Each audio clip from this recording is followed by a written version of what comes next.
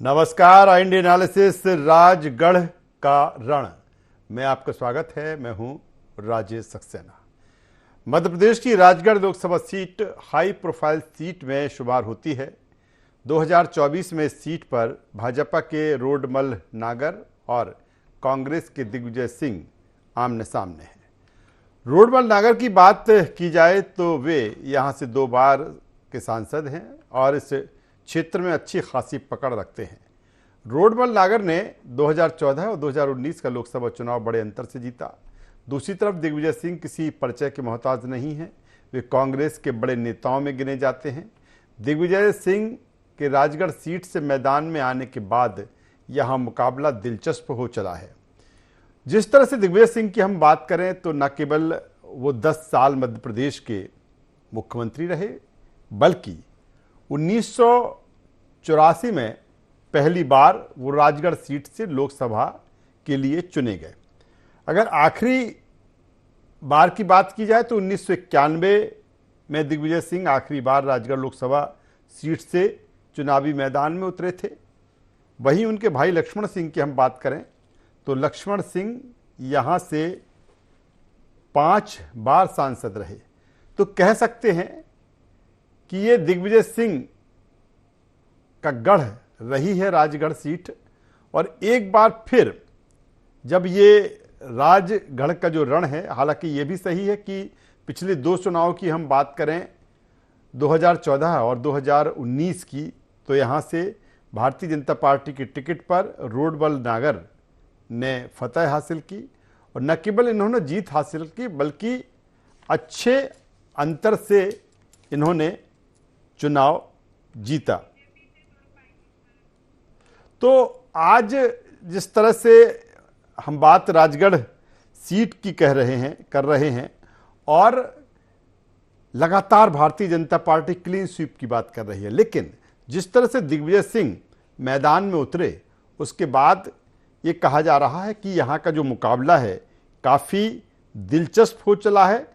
ये भी कहा जा रहा है कि काफ़ी कड़ा मुकाबला यहाँ पर हो चला है, क्योंकि लगातार 2 बार से सांसद हैं रोडमल नागर और एक बार फिर भाजपा ने जिस तरह से उन्हें अपना प्रत्याशी बनाया है।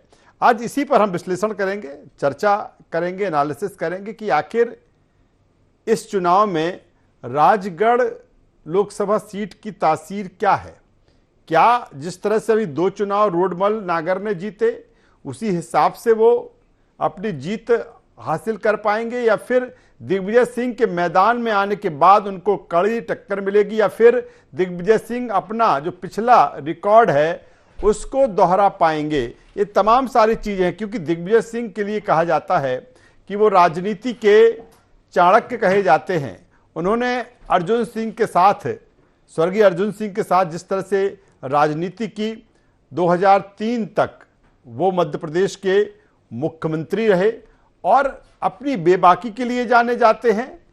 अपने जिस तरह से जो धारदार उनके बयान होते हैं उनके लिए वो जाने जाते हैं, और कहीं ना कहीं हालांकि उनके जो बयान होते हैं वो परेशानी का सबब खासतौर पर पार्टी के लिए भी बनते हैं।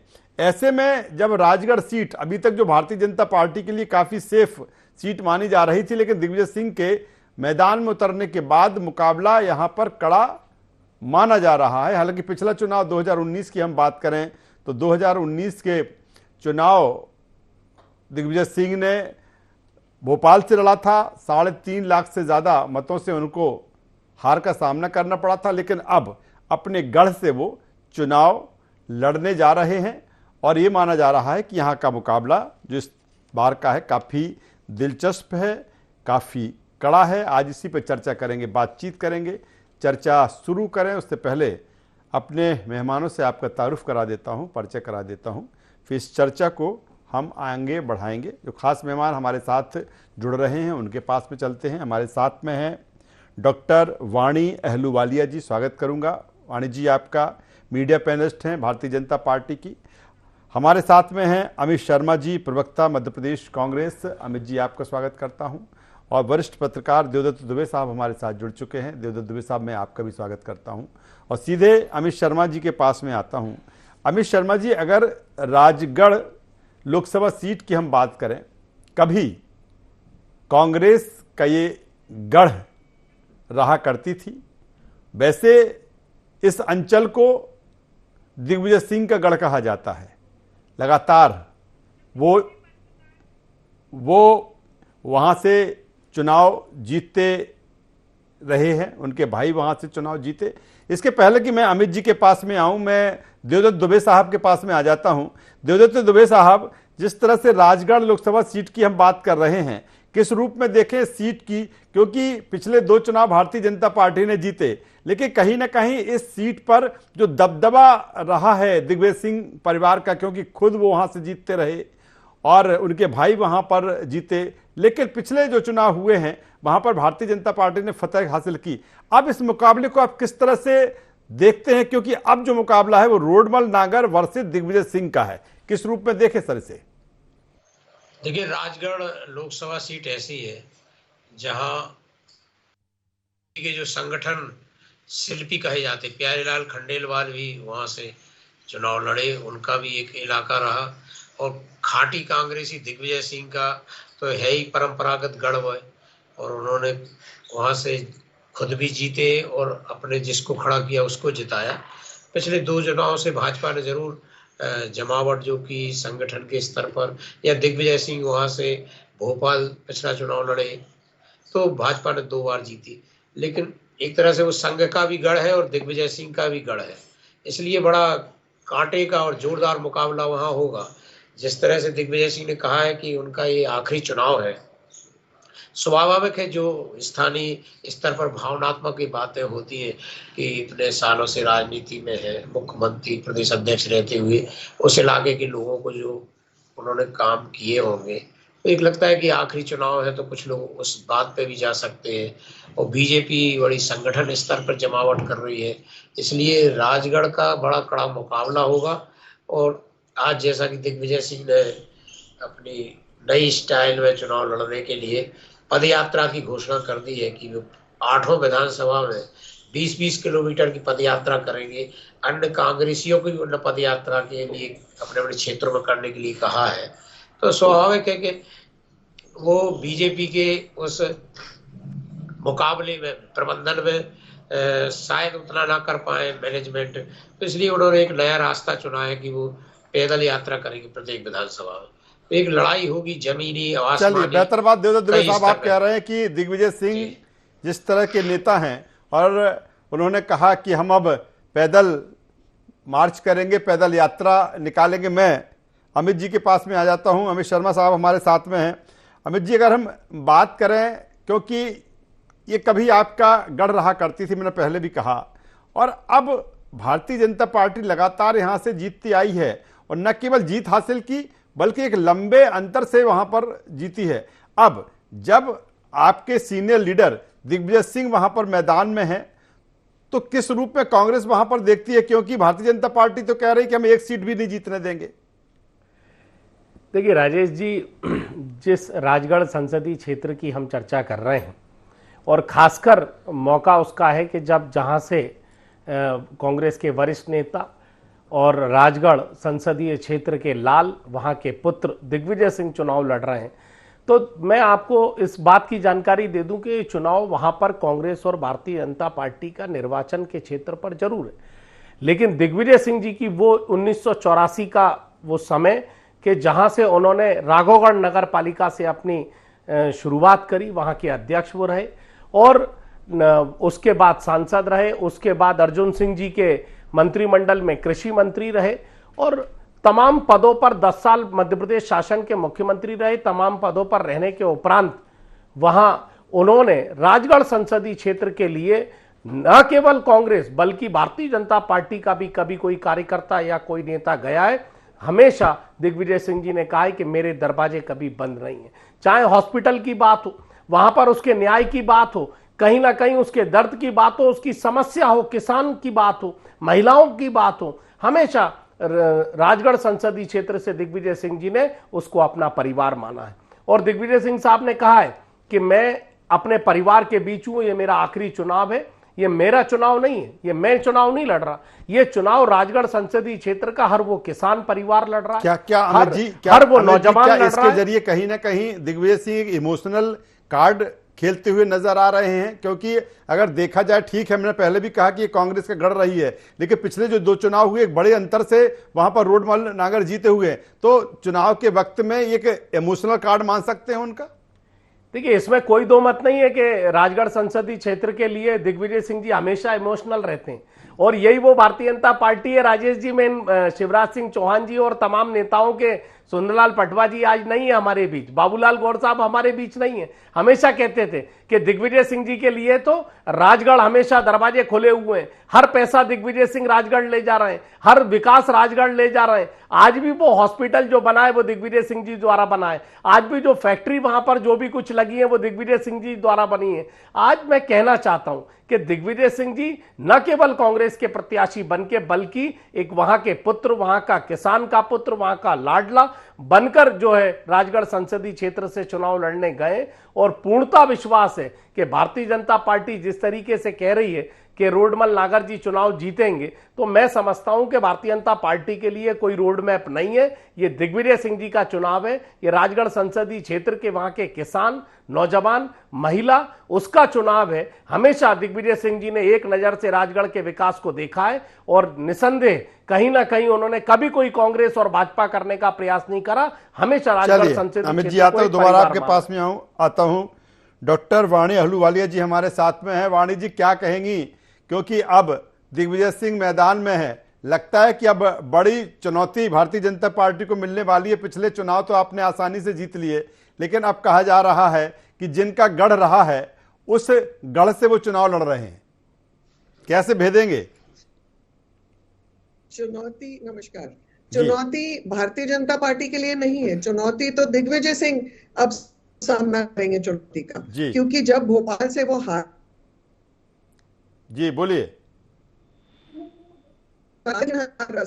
वो सारे अब अंदर अपने पुराने गढ़ में आने की सोच में, क्यों भोपाल से नहीं लड़ रहे इलेक्शन? Fear of losing. दूसरी चीज, आपने कहा बेबाकी नेता है, तो भैया हम तो उनको जानते हैं, आप भी जानते हो, बंटाधार नेता बोलते हैं, जो मुंह में आते हैं वो बोल देते हैं। महिलाओं का कभी उन्होंने सम्मान नहीं किया, अपने ही खुद एक वरिष्ठ कार्यकर्ता के ऊपर आपको भी मालूम है कैसे टिप्पणियां दी थी, 100% टंचमाल। अरे कैसा नेता है ये, और कहां से लड़ रहे हैं? और वो भी अब एक उम्र हो गई है। जो आप पिछली बातें गिनवा रहे हैं वो तो अब इतिहास हो गया है। हमारे जो वर्तमान के भाजपा के जो नेता हैं, उन्होंने तो वोटिंग प्रतिशत में इजाफा लिया है, दोनों 2014 और 2019 के वोट में, है ना? आप जानते हैं वो सब, आप वोटिंग रेशियोज भी जानते हैं। तो आप किस तरीके से उम्मीद कर सकते हैं? हमेशा भारतीय अस्मिता और संस्कृति पर टंच कसने वाले, कभी सीधे मुंह बात नहीं की, कभी हमारी भारतीय संस्कृति पर अच्छी टिप्पणी नहीं की, हर चीज में उनका टिप्पणी और टॉन्ट जो है वो हमेशा ही बहुत ही दुर्भाग्यपूर्ण रहा है। तो हम ऐसे नेता के हम हाथ थामे, मुझे लगता है जनता बहुत समझदार है, हम इतिहास को हम खुरेद सकते हैं और बहुत सारी बीती बातें भी निकाल के आपको बता सकते हैं। चलिए, मैं देवदत्त दुबे साहब के पास में आ जाता हूं। देवदत्त दुबे साहब, जिस तरह से वाणी जी कह रही हैं, और उनका कहना वही है कि दिग्विजय सिंह जी के जिस तरह के बयान होते हैं, और भारतीय जनता पार्टी इस चुनाव में, चाहे वो राष्ट्रवाद का मुद्दा हो, चाहे राम मंदिर में रामलला की प्राण प्रतिष्ठा हो, धारा 370 हो, ये तमाम सारी चीजें हैं, उनको लेकर मैदान में है। और कहीं ना कहीं दिग्विजय सिंह के जो बयान रहे हैं इसके अगेंस्ट रहे हैं, या उनकी तमाम सारी आपत्ति कई पहलुओं को लेकर रही हैं। क्या ये चीजें भी कहीं ना कहीं दिग्विजय सिंह जी को उस क्षेत्र के चुनाव में परेशान कर सकती हैं, या फिर आप मानते हैं कि नहीं, क्योंकि दिग्विजय सिंह जी जिस तरह से उनका एक नाता है उस क्षेत्र से, उसका फायदा उनको वहां पर मिलेगा? एक सवाल और मैं इसमें जोड़ देता हूं कि भारतीय जनता पार्टी अब जिस रणनीति के साथ काम कर रही है, वो बूथ लेवल पर जिस तरह से काम कर रही है, लेकिन कांग्रेस की इस तरह की तैयारी नहीं है। इसके पहले तक दिग्विजय सिंह जी ये कहते रहे कि उनको चुनाव नहीं लड़ना, लेकिन ऐन वक्त पर उनको वहां पर चुनाव लड़ा गया। क्या वो उतने तैयार होंगे इस चुनाव के लिए, देवदत्त दुबे साहब? जी, देखिए, जिस तरह का माहौल है, प्रतिदिन कांग्रेस छोड़कर लोग भाजपा में शामिल हो रहे हैं, तो इस समय हर सीट पे कांग्रेस के लिए चुनौती है। लेकिन चूंकि दिग्विजय सिंह बहुत मजे हुए राजनीति के खिलाड़ी हैं और वो अपने क्षेत्र में है, कुछ भी होता है तो एक क्षेत्र की भावना एक सपोर्ट कर जाती है। तो और उनका वहाँ नेटवर्क है, लोगों से संपर्क है, लेकिन मुश्किलें कम नहीं है, क्योंकि बीजेपी तो संगठन स्तर पर चुनाव लड़ती है, व्यक्ति पीछे संगठन आगे, उनके हर बूथ पेज प्रभारी, आधा पन्ना प्रभारी। तो ऐसे बहुत सारे चुनाव हुए हैं जिसमें व्यक्ति कई बार आगे चला जाता, पार्टी पीछे हो जाती, कई बार पार्टी आगे व्यक्ति पीछे हो जाता। तो दिग्विजय सिंह का वहाँ मुद्दा रहेगा, बीजेपी कांग्रेस की बजाय दिग्विजय सिंह एक मुद्दा रहेंगे। कभी कभी लोगों को ये भी होता है कि ये अपने यही के हैं और ये बनेंगे तो कुछ देश में नाम होगा, ऐसी बहुत सारी फैक्टर काम करते हैं। लेकिन वो लोग भी, क्योंकि भाजपा में जब वो यहाँ भाजपा से मुकाबला भोपाल में हुआ था, तो हम लोग कई बार घूमते थे इलाकों में, तो बहुत लोग आरएसएस संघ के लोग घूमते थे, वो दिग्विजय सिंह के बारे में कैसी कहानियां बताते थे। चुनाव एक ऐसा है सक्सेना जी कि जब चुनाव में आप फॉर्म भर दीजिए तो जो अच्छाइयां आपको पता नहीं होंगी अपने बारे में वो आपके समर्थक बता देंगे, और जो बुराइयां आपको अपनी पता नहीं होंगी वो आपके विरोधी बता देंगे। तो वो तो सब चीजें आएंगी, दिग्विजय सिंह के पुराने बयान आएंगे जो उनके चलते रहते हैं, सुर्खियां बटोरते रहते हैं, तो पुराने काम भी आएंगे। जैसा कांग्रेस के प्रवक्ता अमित जी बता रहे थे कि उन्होंने क्या क्या मुख्यमंत्री रहते उस क्षेत्र में काम किए, तो दोनों चीजें आएंगी, दोनों का मूल्यांकन होगा। लेकिन एक जो होता है साइकोलॉजिकल, उसका फायदा लेने की कोशिश कर रहे हैं दिग्विजय सिंह स्थानीय स्तर पर। उसी पे उन्होंने पहले ही बार में भावनात्मक अपील की है कि मेरा आखिरी चुनाव है, तो वो होगा। लेकिन भाजपा तो उनको रोकने की पूरी कोशिश करेगी। आप देखिए कि पिछली बार जब भोपाल से लड़े थे तो साध्वी प्रज्ञा को इसलिए टिकट दिया गया था कि एक तरह से ध्रुवीकरण हो जाए, क्योंकि दिग्विजय सिंह के बयान थे वो ऐसे थे कि जिसमें साध्वी प्रज्ञा फिट बैठ रही थी। तो ये राजनीतिक जो हथकंडे होते हैं, जो चाल होती है, वो बहुत देखने को मिलेगी इस चुनाव में। लेकिन एक बहुत बड़ा एक जो होता ना संगठन का एक व्यक्ति से कैसे मुकाबला होगा या कैसे कर पाता है, ये राजगढ़ सीट पर देखने को मिलेगा।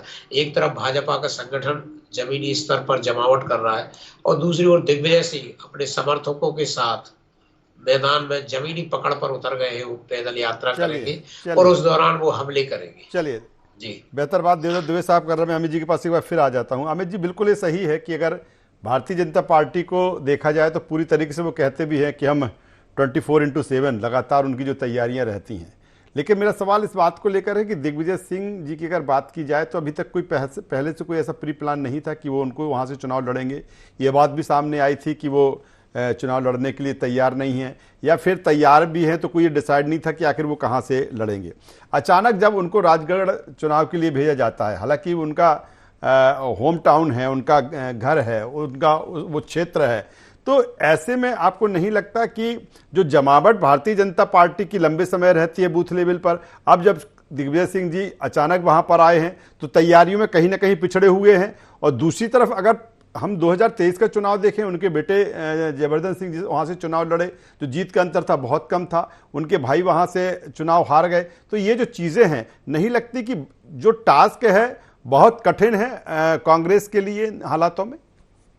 देखिए, आपका सबसे पहला सवाल, मैं कहता हूं कि कांग्रेस पार्टी के जो एक कार्यकर्ता के रूप में अगर किसी ने जमीनी शुरुआत करी है तो दिग्विजय सिंह जी ने करी है। और हमेशा शीर्ष नेतृत्व में जब पहली बार 2019 में भोपाल से लड़ने को कहा कि आपको भोपाल से लड़ना है, दिग्विजय सिंह जी को पहले कई बार कहा कि वहां से लड़ना, उन्होंने वहां से स्वीकार करा। दिग्विजय सिंह जी एक अनुशासित कांग्रेस पार्टी के कार्यकर्ता हैं और ये कहा था कि अगर पार्टी मुझे गुना से लड़ाएगी, भोपाल से लड़ाएगी और जहां पार्टी लड़ाएगी वहां मैं लड़ने को तैयार हूं, लेकिन मेरी इच्छा अभी मैं राज्यसभा में हूं, ये भी बयान उनका आया था। लेकिन पार्टी के शीर्ष नेतृत्व ने उन्हें आदेश दिया कि आपको चुनाव लड़ना है और राजगढ़ से लड़ना है। वो एक अनुशासित कार्यकर्ता के नाते वो राजगढ़ पहुंच गए।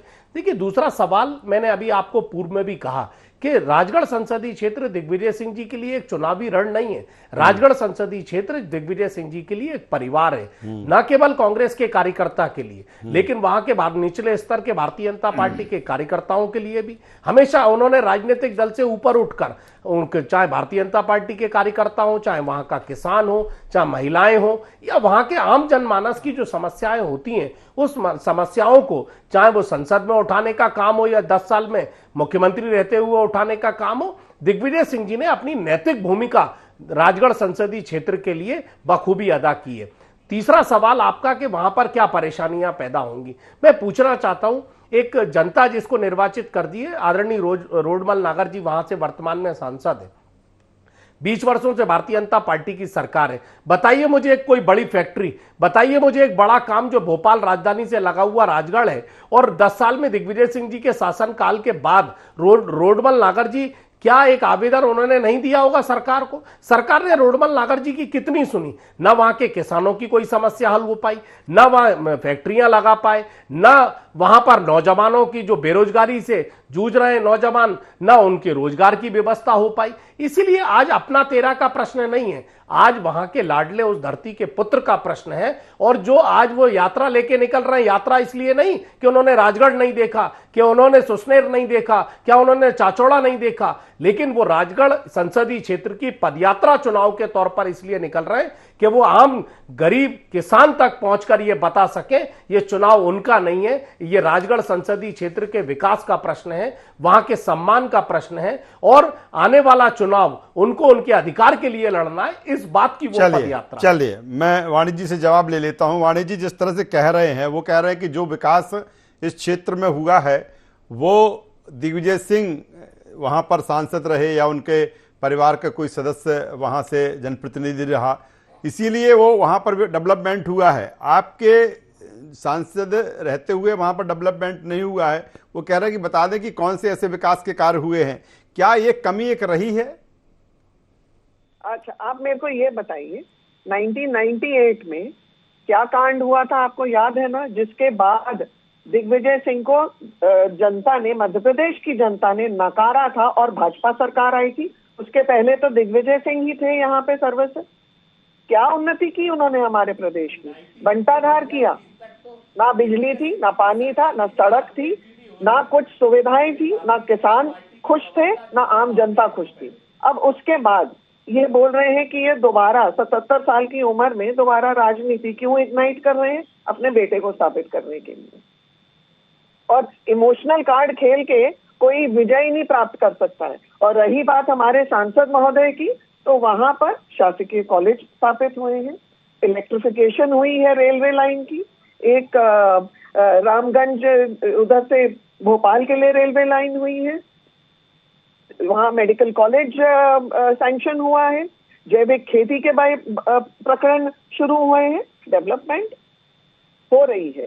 बट कांग्रेस अगर पिन पॉइंट करेगी कि हम जो बोल रहे हैं वो नहीं, ऐसे नहीं कोई मुद्दा होता जिसका डिस्कशन होता है। आप अपने नेता के बारे में तो झांक के देखिए कि दिग्विजय सिंह का क्या इतिहास है और क्या वो इतिहास लोगों को याद नहीं आएगा।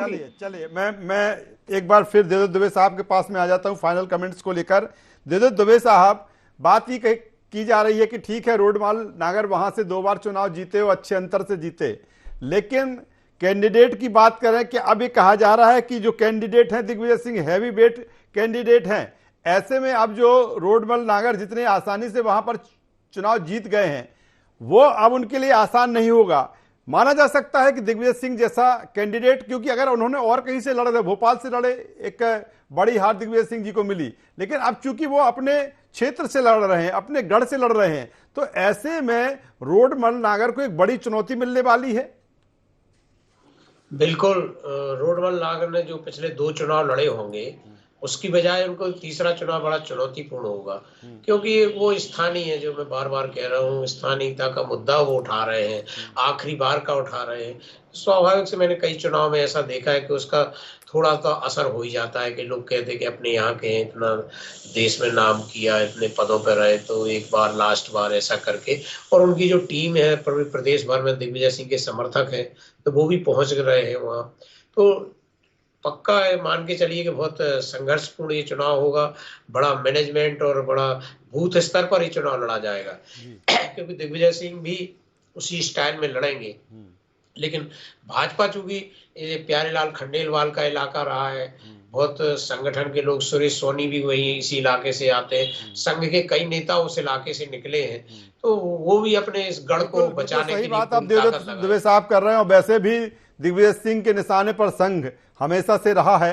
निश्चित तौर पर यहाँ पर मुकाबला रोचक होगा, दिलचस्प होगा, और राजगढ़ का जो रण है उसकी जो तपिश है, तपिन है, वो दिखने भी लगी है, क्योंकि दिग्विजय सिंह जिस तरह से पैदल मार्च करते हुए अब जनता के बीच पहुंच रहे हैं, लेकिन भारतीय जनता पार्टी कह रही है कि उसकी जो बूथ लेवल तक तैयारी है उसके बल पर एक बार फिर वो वहां पर विजय श्री हासिल करेंगे। लेकिन दिग्विजय सिंह जिस तरह से उस क्षेत्र से आते, उस गढ़ से आते हैं, और यही कारण है कि कहा जा रहा है कि यहाँ पर मुकाबला दिलचस्प और कड़ा है। तीनों मेहमानों का धन्यवाद करूंगा, शुक्रिया करूंगा। तो कुल मिलाकर राजगढ़ का रण, और रण के लिए योद्धा तैयार हैं, और आगे जिस तरह से तीसरे चरण में वहां पर चुनाव होना है, 7 मई को वोट डाले जाएंगे, और जो तैयारियां हैं दोनों तरफ से धीरे धीरे आगे बढ़ती हुई दिखाई दे रही हैं। इंडियन से बस इतना ही। India 24 पर खबरों का सिलसिला लगातार जारी है। अब बने रहिए हमारे साथ। नमस्कार।